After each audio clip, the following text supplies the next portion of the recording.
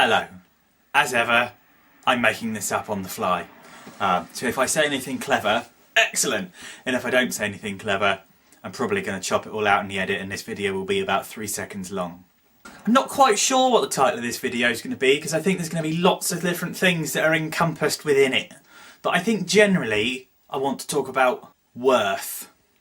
And the reason I want to talk about worth is purely because it's been a reasonable time lately. There's been auto assembly where I got cool stuff, and there's just been lots of stuff that's come out recently, and loads of the stuff that's come out recently hasn't been super expensive toy time. I know there's animated Rodimus and things of that ilk coming out recently. I know I missed out on Supreme Starscream, which you just can't get in the UK at the moment for love nor money. I'm mortifyingly devastated that A, other people have him, and B, I don't. I am jealous. I'm very weak. I can't help it.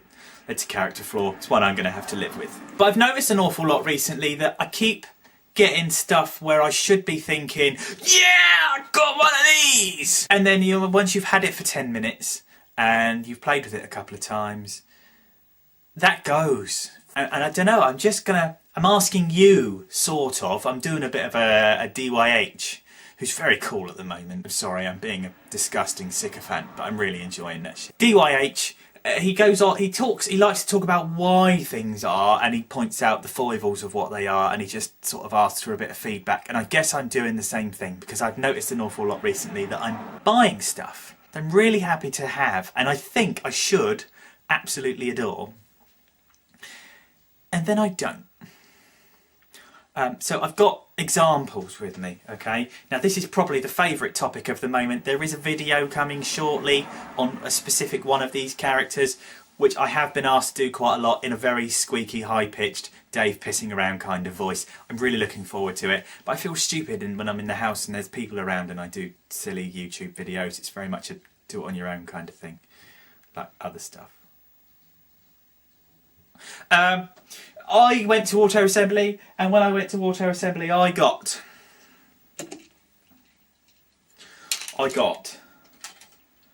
the 3-pack. Now the 3-pack is quite the talk of the town at the moment. Everybody seems to be really enjoying the fact that they've got the 3-pack, and probably what sort of highlighted this somewhat is Mr. of the South, who did a little video about his 3-pack that he's just got through, and he said, why have I spent 40 quid on this?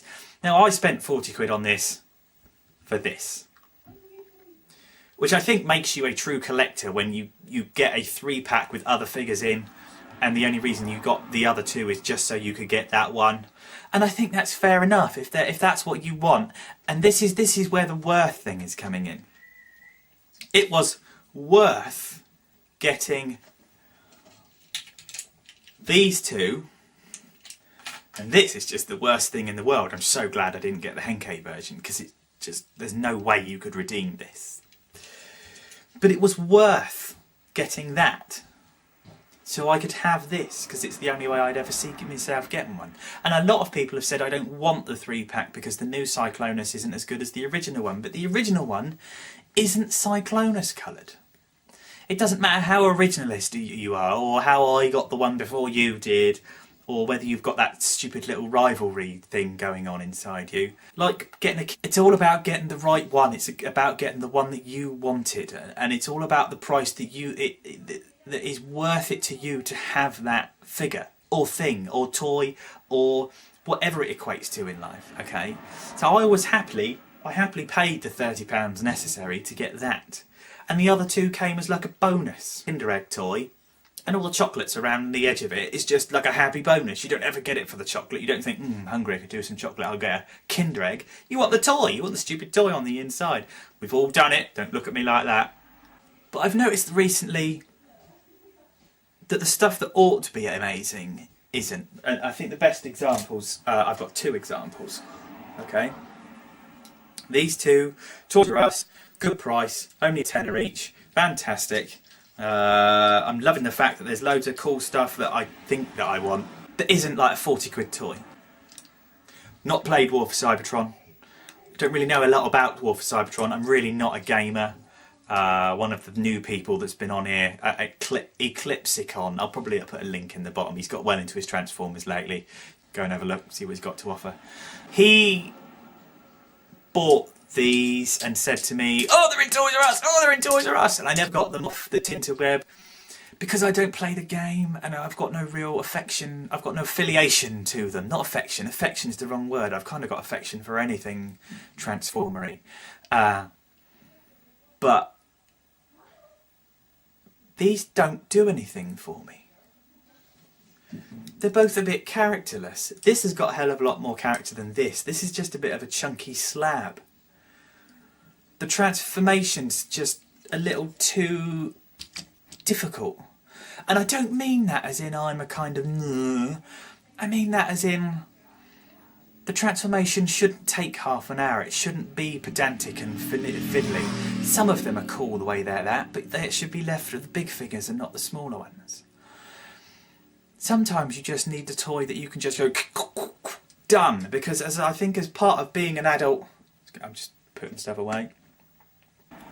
I think part of being an adult collector is the ability to have your little display or collection wherever it is, and every now and again you just walk past them on the way to the toilet or to get a jazz mag or something like that and say, "Oh yeah, he'd look good in the other mode," and you can just pick him up and go psh, psh, psh, alt mode or robot mode or whatever. It shouldn't be a 10-minute tussle with a little plastic toy. And I think that's what's devaluing them for me. But at the same time, there's quite a lot of amazing stuff that's not coming out on the expensive side of things that I can't put down. I can't leave them alone. So again, worth, okay? This thing was £7 from Sainsbury's. Smolder. Power core combiner. I don't have bomb shock to go with it. And I looked at it and I'm like, I don't have enough Decepticons. And something about being a fire engine that I quite liked anyway. He's brilliant. He's a bit, when you get him out of the box, he doesn't really stand very well and you have to have a play with him for a little while. But he's really, really good. I would actually advise that you go and get Smolder. And Searchlight, because I've got, you won't be able to see it from here, but I've got Searchlight set up with my aerial bots as well, and he's really good. Now these are both cheap £7-8 figures, more than attainable for anybody. They're not the sort of thing that you'd have to, justify within your budget every month and that sort of thing. This is 2 pints of beer, but this has given me more fun for the last couple of days than that, and probably not this, because this is epic, but this is now done to death already by the time I got him. This has got so much playability factor, it's unbelievable. So I guess this is a question that I'm putting out to you lot. Where do you draw the line on worth? Because I currently, and I'm not going to get it, I'm telling myself I'm not going to get it. I'm probably going to go and get it at some point when it gets cheaper. But I was looking at the Battle Ops Bumblebee the other day, and Battle Ops Bumblebee is absolutely magnificent. The stuff that it can do, when you consider that when the Energon stuff was around and the Energon Prime would say things to you and Maximise and Skylink and all that sort of stuff. That was cool. And then all of a sudden voice chips seem to have gone away with just one-line tags. I am Megatron, I am Optimus Prime. But this thing has got way loads more. It's articulated. It's got a hand and a gun on the right. It's just seriously cool. But it's not in the mainstream. It's not widely known. It's not something that when it came out people were all excited about it, and I'm wondering why. What are your thoughts on why? Because I don't seem to be following the crowd Transformers wise at the moment, and that, I've got no problem with that. I'm going to get what I like and screw the rest, because your collection is your collection, and if you've got all the cool toys in your collection yet you don't really have a personal attachment to any of them, then frankly you're just wasting your money on your collection, and you need to be going out and doing something else. So the question I'm putting out is, where does your worth line stand? If you've spent £200 on a Fortress Maximus, is that worth it to you? Or do you feel like, and pick a toy and show me. I want you to pick one toy that I think has been absolutely worth every penny that you spent on it, whether it was expensive or cheap. And I want you to pick one toy where you should have absolutely adored it. This should have been absolutely everything that you were waiting for, and you should have been able to just sit and play with it and stare at it and swoon over it for hours and hours and hours. But you can't, because it's just not quite what it was supposed to live up to. Question of the day. SMS number 1. Attach your video responses down there. Attach your comments down there.